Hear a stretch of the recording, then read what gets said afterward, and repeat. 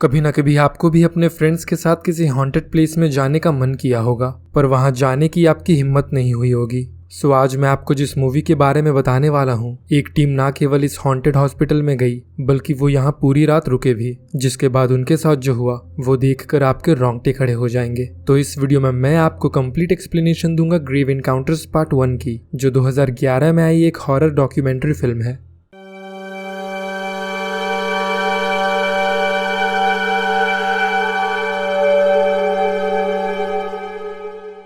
Movie की शुरुआत एक टीवी प्रोड्यूसर जेरी द्वारा ग्रेव एनकाउंटर्स के बारे में बताने से होती है, जो घोस्ट हंटर लेंस प्रेस्टन द्वारा डायरेक्टेड एंड स्टारिंग एक पैरानॉर्मल रियलिटी टीवी प्रोग्राम है, जिसे 5 एपिसोड्स के बाद कैंसिल कर दिया गया था। जेरी बताता है कि उसकी इस फिल्म में दिखाई जाने वाली घटनाएं एपिसोड 6 की रॉ फुटेज है, जिसे बिना किसी एडिटिंग के दिखाया जाएगा। और अभी आप जो देखने वाले हैं वो लेंस और उसकी टीम के द्वारा एपिसोड 6 की शूट की गई रॉ फुटेज है। फुटेज में ग्रेव एनकाउंटर्स की टीम को दिखाया जाता है, जिसमें खुद Lance, occult specialist Sasha Parker, technical expert Matt White, cameraman TC Gibson और साइकिक मीडियम हॉस्टन होता है, जो इस कॉलिंगवुड साइकाइट्रिक हॉस्पिटल में इन्वेस्टिगेट करेंगे, जो सालों से बंद पड़ा हुआ है। लेंस ने टाउन के एक हिस्टोरियन को भी बुलाया था, जो उन्हें बताता है कि यह हॉस्पिटल 1893 में बनी थी और यहाँ ऐसे पेशेंट्स को लाया जाता था जिनकी हालत बहुत ज्यादा खराब होती थी। फिर वो उन्हें आर्थर फ्रेडकिन के बारे में भी बताता है, जो एक न्यूरोलॉजिस्ट थे और 1937 से 1948 तक वो इस हॉस्पिटल में हेड फिजिशियंस रहे थे और फ्रेडकिन के सुपरविजन में 140 से भी ज्यादा लैबोरेटरीज प्रैक्टिस की गई थी।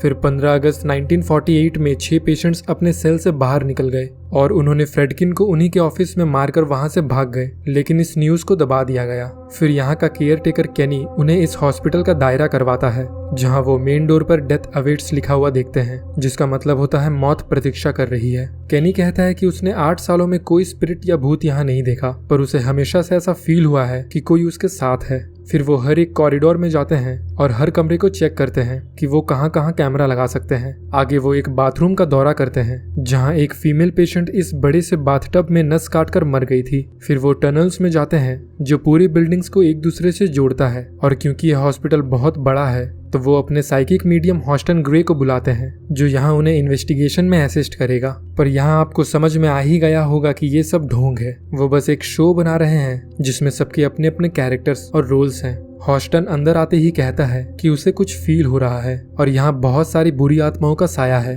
फिर वो उस बाथटब के सामने आकर हवा में अपना हाथ हिलाकर कहता है कि यहाँ एक लड़की की मौत हुई थी, पर हम जानते हैं कि उसे ये लेंस ने पहले ही बता दिया होगा। फिर वो शूटिंग का सारा सामान और अपना सेटअप हॉस्पिटल के मेन एंट्रेंस में लगा देते हैं और मैट हर जगह कैमरा लगा देता है, जैसे कि 2nd फ्लोर ईस्ट हॉलवे में, 3rd फ्लोर पेशेंट के रूम में, बाथरूम में, 4th फ्लोर उस खिड़की के पास जो अपने आप खुल जाती है, और नीचे टनल्स में। फिर मैट लेंस को सारे इक्विपमेंट्स दिखाता है, जिसमें motion detector, wireless transmit, backup hard drive, motion capture camera और भी बहुत कुछ, जिससे वो यहाँ हो रही किसी भी गतिविधियों को रिकॉर्ड एंड कैप्चर कर सके। वो यहाँ पूरी रात रुकने वाले हैं और केनी उन्हें बाहर से लॉक कर देगा और वो सुबह 6 बजे ही ये दरवाजा खोलेगा। केनी के जाने के बाद वो पूरे हॉस्पिटल में कैमरास लेकर घूमने लगते हैं और सबसे पहले वो जाते हैं 2nd फ्लोर ईस्ट हॉलवे में, जहाँ साशा वॉइस मीटर पर कहने लगती है कि अगर कोई यहाँ उनके साथ है तो उन्हें जवाब दे, पर वहाँ कुछ भी नहीं था। फिर वो 4th फ्लोर विंडो रूम में आ जाते हैं और साशा कहने लगती है कि अगर कोई उनके साथ है तो विंडो खोलकर अपने होने का इशारा दे, पर यहाँ भी कुछ नहीं होता। लेंस कैमरे से कुछ फोटोज भी निकालता है, पर उसमें भी कुछ नहीं दिखता। फिर वो पेशेंट रूम में जाते हैं, बाथरूम में जाते हैं, लेकिन उन्हें यहाँ भी कोई पैरानॉर्मल एक्टिविटी नहीं दिखाई देती। नीचे लॉबी में मैट सारे कैमरास को देख रहा होता है, जो बिल्कुल नॉर्मल थी। इस तरफ लेंस और बाकी लोग टनल्स में आ जाते हैं, जहाँ थोड़ी देर घूमने के बाद उन्हें एक कमरे से कुछ आवाजें आने लगती है। हॉस्टन जब दरवाजा खोलता है तो वहाँ बस ढेर सारे चूहे थे, जिसे देखकर लेंस थोड़ा फ्रस्ट्रेट हो जाता है, क्योंकि उसे एपिसोड 6 के लिए यहाँ कोई पैरानॉर्मल एक्टिविटीज नहीं मिल रही थी। तो वो सभी लॉबी में जाकर बैठ जाते हैं और बातें करने लगते हैं। उसी दौरान 4th फ्लोर में कुछ हलचल होने लगती है और वहाँ की खिड़की अपने आप खुल जाती है। दूसरी तरफ टीसी अकेला ही कैमरा लेकर हॉलवे में घूमने लगता है। तभी उसे उसकी बेटी का कॉल आता है। वो फोन पर बात कर ही रहा होता है कि तभी उसके सामने वाला व्हील चेयर अपने आप मूव करता है। टीसी ये नोटिस नहीं करता और एक कमरे के अंदर आ जाता है और वो जैसे ही पीछे घूमता है, दरवाजा जोर से बंद हो जाता है। टीसी को लग रहा था कि वो उसके साथ मजाक कर रहे हैं, पर बाहर देखने पर वहाँ कोई भी नहीं था। वो सभी को वॉकी टॉकी से बुलाता है और बताता है कि उसके साथ अभी क्या हुआ। वो सभी टीसी की चिंता करने के बजाय फुटेज देखकर खुश हो रहे थे कि उन्हें इस एपिसोड के लिए कुछ अच्छे सीन्स मिल रहे हैं और लेंस ये सीन दोबारा से शूट करना चाहता था, इसलिए वो हॉस्टन के साथ उस आत्मा को बुलाने लगता है। पर इस बार कुछ भी नहीं होता। तभी अचानक से एक दूसरे कमरे से कुछ गिरने की आवाज आती है, जिसे सुनकर वो सभी घबरा जाते हैं। दूसरे कमरे में एक स्ट्रेचर गिर गया था जिसके पहिए अभी भी घूम रहे थे, मानो इसे किसी ने जानबूझकर गिराया हो। उसी समय उन्हें ऊपर वाले फ्लोर से किसी के चलने की आवाज आती है। उन्हें लगता है कि ये मैट है और वो जब ऊपर आते हैं तो वहाँ कोई भी नहीं होता। साशा माइक्रोफोन निकालकर उसमें कहती है कि यदि इस समय यहाँ कोई है तो उन्हें जवाब दे। तभी एक आत्मा साशा के बालों को टच करती है, जिसे फील करने के बाद वो चिल्लाती हुई नीचे की ओर भाग जाती है। पर लेंस को उसकी बिल्कुल भी नहीं पड़ी थी। उसे तो इस बात की चिंता है कि यह घटना कैमरे में आई या नहीं। वो साशा के पास जाता है और कहता है कि उन्हें ये सीन दोबारा से क्रिएट करना होगा, लेकिन सभी लोग बहुत ज्यादा डरे हुए थे। लेंस कहता है कि ये अब तक का सबसे बेस्ट एपिसोड बन सकता है, तो उन्हें ये मौका गंवाना नहीं चाहिए। लेकिन साशा पूरी तरह से डर गई थी और वो घर जाना चाहती थी, इसलिए हॉस्टन उसे नीचे लॉबी में छोड़कर वापस आ जाता है और वो उस आत्मा को दोबारा से बुलाने की कोशिश करते हैं। पर इस बार कुछ भी नहीं होता। ऑलरेडी सुबह के 4:30 हो गए थे, तो लेंस कहता है कि उनके पास काफी फुटेज आ गई है, तो उन्हें अब चलना चाहिए। और वो आखिरी बार कुछ फोटोज लेने लगता है जिसमें कुछ फॉग जैसा दिखाई दे रहा था। वो सभी लॉबी में आते हैं जहां लेंस सभी से कहता है कि कैनी के आने तक वो सारी चीजों को पैक कर ले, और मैट सारे कैमराज लेने के लिए ऊपर आ जाता है, जहां वो देखता है कि 4th फ्लोर की खिड़की खुली हुई थी। वो उसे जैसे ही बंद करता है तभी उसे दूसरे कमरे से किसी चीज के जोर से गिरने की आवाज आती है, तो मैट उस ओर देखने चला जाता है, पर वो वापस नहीं आता। कुछ देर बाद जब मैट नीचे नहीं आता तो लेंस उसे वॉकी टॉकी से बुलाने लगता है, पर दूसरी ओर से वो जवाब नहीं दे रहा था। जिसके बाद लेंस, साशा और टीसी कैमरा लेकर उसे देखने चले जाते हैं और ऊपर उन्हें टूटे हुए कैमराज और बाकी का सामान मिलता है। वो तीनों अलग अलग हो जाते हैं और मैट को आवाज देने लगते हैं। टीसी उसे देखने ऊपर वाले फ्लोर में जा रहा होता है, तभी उसे कोई सीढ़ियों से ढकेल देता है। वो लेंस और साशा को आवाज देता है जो उसे नीचे लेकर आ जाते हैं। टीसी चिल्लाने लगता है और कहता है कि वहाँ कोई था जिसने उसे धक्का मारा।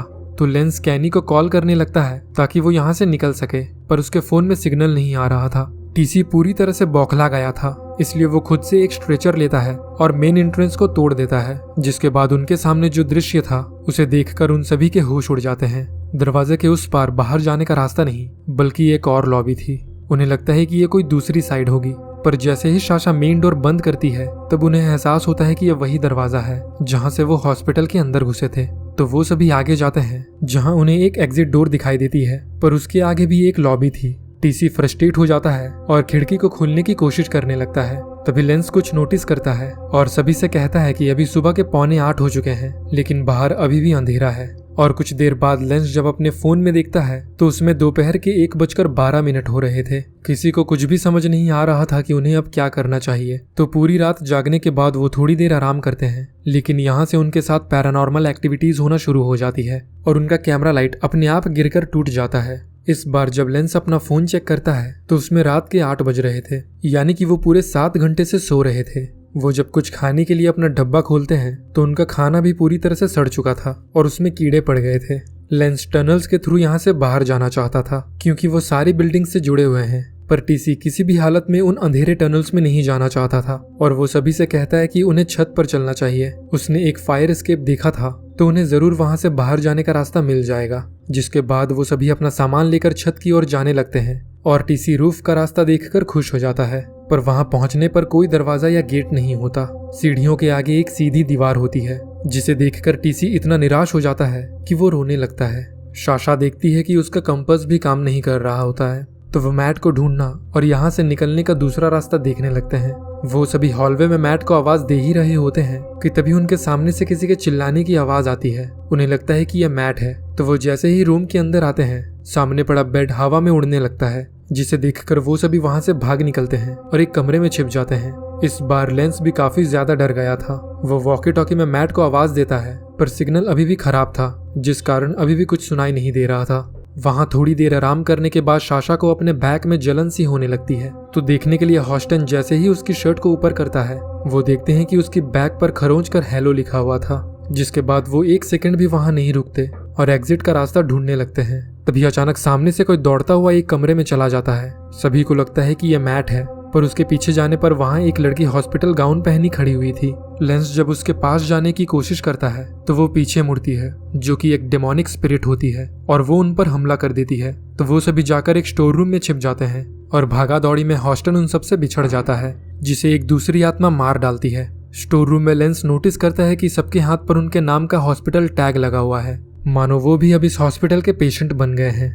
कुछ देर आराम करने के बाद वो बाहर आते हैं और उन्हें मैट मिल जाता है, जिसने हॉस्पिटल गाउन पहना हुआ था, और वो बड़बड़ा रहा होता है कि उसे साइकोलॉजिकल डिसऑर्डर है और अगर उन्हें यहाँ से बाहर निकलना है तो पहले उन्हें ठीक होना पड़ेगा।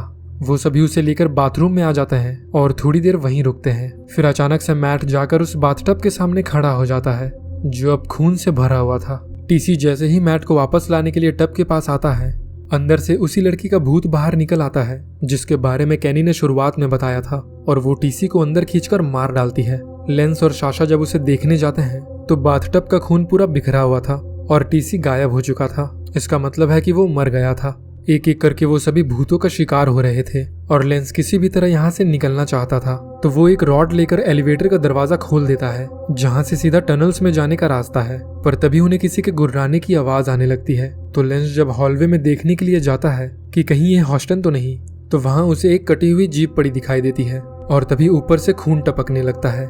लेंस ऊपर देखता है तो वहाँ एक डीमन होता है जो उस पर हमला कर देता है, पर लेंस जल्दी से बाहर आकर हॉलवे का दरवाजा बंद कर देता है और साशा भी दरवाजे को लॉक करने में उसकी हेल्प करने लगती है।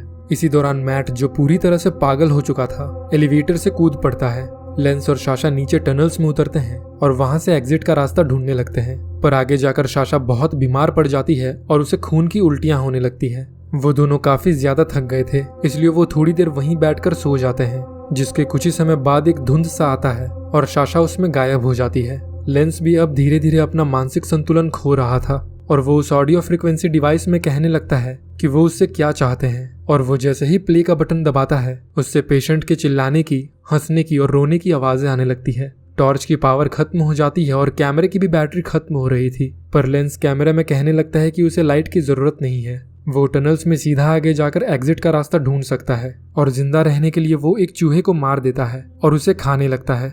लेंस अब पूरी तरह से अपना आपा खो बैठा था। तभी उसे एक दरवाजा मिलता है जिसके अंदर फ्रेडकिन का ऑपरेशन रूम होता है और वहाँ कुछ ब्लैक मैजिक रिचुअल के सामान भी पड़े हुए थे। साथ ही टेबल पर एक डेमोनिक किताब रखी हुई थी, जिससे ये पता चलता है कि डॉक्टर फ्रेडकिन पेशेंट्स का इलाज करने के लिए ब्लैक मैजिक का प्रयोग करता था। उसी समय लेंस को फ्रेडकिन और 2 नर्सेस दिखाई देने लगती है और फ्रेडकिन उसे ऑपरेशन टेबल पर ले जाता है। फिर लेंस के लेबोटमी करने से पहले कुछ देर के लिए कैमरा ब्लैंक आउट हो जाता है, जिसके बाद लेंस कैमरे में आकर कहने लगता है कि वो अब ठीक हो चुका है और अंत में वो अपने ऑडियंस से कहता है कि ये है ग्रेव इनकाउंटर्स। और आज का एपिसोड यहीं खत्म होता है। इसी के साथ कैमरा बंद हो जाता है और मूवी यहीं खत्म हो जाती है। आशा करता हूँ कि आपको ये वीडियो पसंद आई होगी और इसके दूसरे पार्ट में क्या होगा ये जानने के लिए बने रहिए हमारे चैनल हॉरर फोबिया में।